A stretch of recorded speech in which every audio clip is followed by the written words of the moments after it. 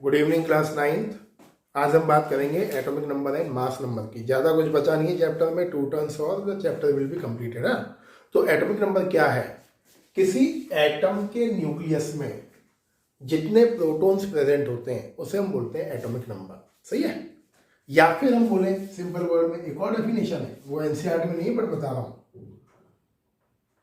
Number of electrons और number of protons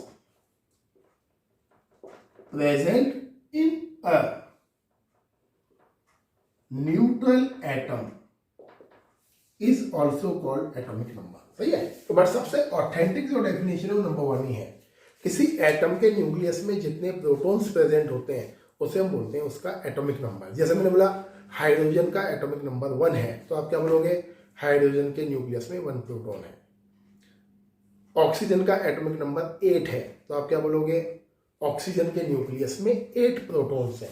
मैंने बोला सोडियम का एटॉमिक नंबर 11 है, इसका मतलब क्या है? इसके पास 11 प्रोटॉन है न्यूक्लियस में। मैग्नीशियम का एटॉमिक नंबर 12 है, इसका मतलब क्या है? इसके पास 12 प्रोटॉन्स है न्यूक्लियस में, है ना? तो आपको जैसे मैंने बोला ही है, नंबर 1 से नंबर 20 तक एटॉमिक नंबर पता होना चाहिए, हाइड्रोजन से लेकर कैल्शियम तक। सही है? आगे देखिए, आगे आता है मास नंबर। आपके एटम के न्यूक्लियस में, ये न्यूक्लियस है, ये एटम का, एटम के न्यूक्लियस में कितने प्रोटॉन्स और न्यूट्रॉन्स प्रेजेंट हैं उसके सम को हम बोलते हैं मास नंबर। तो मतलब क्या है? Sum of the protons and neutrons present in nucleus of an atom is called its mass number. जैसे mass number equal neutron plus proton. Clear है? अब जैसे मैंने बोला कार्बन का मास नंबर 14 है, तो 14 क्या है? ये उसके न्यूट्रॉन और प्रोटॉन का सम है। इसके न्यूमेरिकल से भी करते हैं थोड़ी देर में ना। वही चीज, अगर आपको किसी एलिमेंट को रिप्रेजेंट करना है प्रॉपरली, तो हम क्या लिखते हैं? एलिमेंट का सिंबल लिखते हैं और नीचे लिखते हैं यहाँ लेफ्ट हैंड साइड पर एटॉमिक नंबर, और टॉप पर लिखते हैं लेफ्ट हैंड साइड पर मास नंबर। जैसे देखिए, मैंने लिखा क्लोरीन, या आप ले लीजिए मैग्नीशियम, मैंने लिखा है 12, यहाँ लिखा 24। तो 12 क्या है उसका एटॉमिक नंबर, और 24 क्या है उसका मास नंबर। सिमिलरली मैंने लिखा सोडियम 11, 23, तो 11 क्या है उसका एटॉमिक नंबर और 23 क्या है उसका मास नंबर। सही है?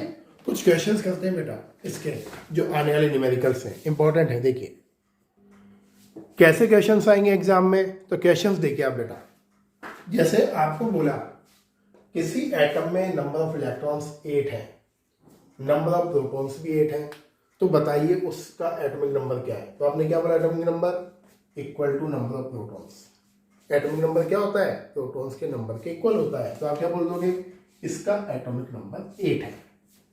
अब बताना है एटम का चार्ज क्या होगा। तो चार्ज क्या होगा? इलेक्ट्रॉन का चार्ज है माइनस, प्रोटॉन का चार्ज है प्लस, और number of electron and protons are same. तो होगा क्या? प्लस चार्ज और माइनस चार्ज एक दूसरे को क्या कर देगा? कैंसल आउट कर देगा। तो चार्ज ऑफ एटम क्या आएगा इसका?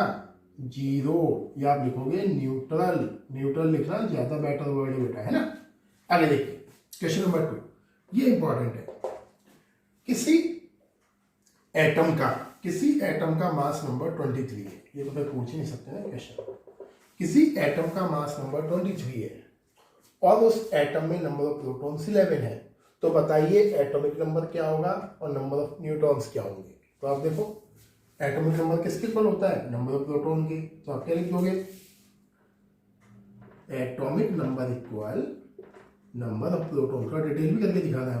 क्या लिख दोगे? 11। नंबर 1 सॉल्व, नंबर 2 क्या पूछा है? न्यूट्रॉन। तो न्यूट्रॉन बताना है हमें, तो कैसे लिखोगे? We know mass number equal neutron plus proton. Mass number कितना है? 23। न्यूट्रॉन कितने आपके पास बताने हैं आपको कितने हैं, और प्रोटॉन कितना है? 11। तो क्या हो जाएगा? Neutron equal 23 minus 11 equal 12। सही है? तो इस तरह के क्वेश्चंस आपको मास नंबर एटॉमिक नंबर पर एग्जाम में पूछेंगे। ध्यान रखना, सिंपल है, फॉर्मूला याद रखिए, है ना? देखिए बेटा, हम बात करते हैं आइसोटॉप्स की। आइसोटॉप्स क्या है?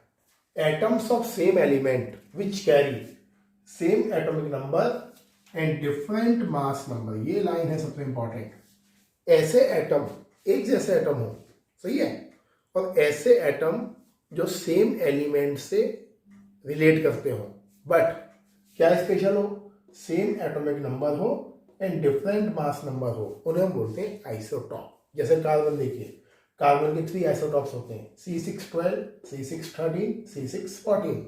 जीके बढ़ाता हूँ आपकी, सबसे ज्यादा जो नेचर में मिलता है आइसोटॉप कार्बन का वो मिलता है C612 और सबसे कम मिलता है C614। ये जो आइसोटॉप है ये कार्बन डेटिंग प्रोसेस में काम आता है। कार्बन डेटिंग बोलते हैं फॉसिल्स की एज को फाइंड आउट करने की प्रोसेस। कोई फॉसिल कितना पुराना है, डायनासोर कब पैदा हुए थे, उनके फॉसिल्स की स्टडी करने में ये आइसोटॉप काम आता है कार्बन का C614। सिमिलरली हाइड्रोजन में होते हैं कौन से आइसोटॉप, 1H1, 1H2, 1H3, सही है। ये है प्रोटियम, ड्यूटेरियम एंड ये है ट्रिटियम। नाम लिख देता हूं मैं, ध्यान रखना है ना, प्रोटियम, ड्यूटेरियम और ये है बेटा आपका ट्रिटियम, सही है। ये जो ड्यूटेरियम है ये न्यूक्लियर रिएक्शंस को स्लो डाउन करने में काम आता है। जब न्यूक्लियर रिएक्शंस होती हैं तो न्यूक्लियर रिएक्शंस को कंट्रोल करने में काम आता है ये वाला आइसोटॉप हाइड्रोजन का, है ना। क्लोरीन के भी 2 आइसोटॉप्स हैं, 17Cl35, 17Cl37। अब क्वेश्चन आता है कि हम जो आइसोटॉप्स हैं इनका एटॉमिक मास कैसे कैलकुलेट करें। तो आइसोटॉप्स का जो हम एटॉमिक मास कैलकुलेट करते हैं उसको हम बोलते हैं एवरेज एटॉमिक मास।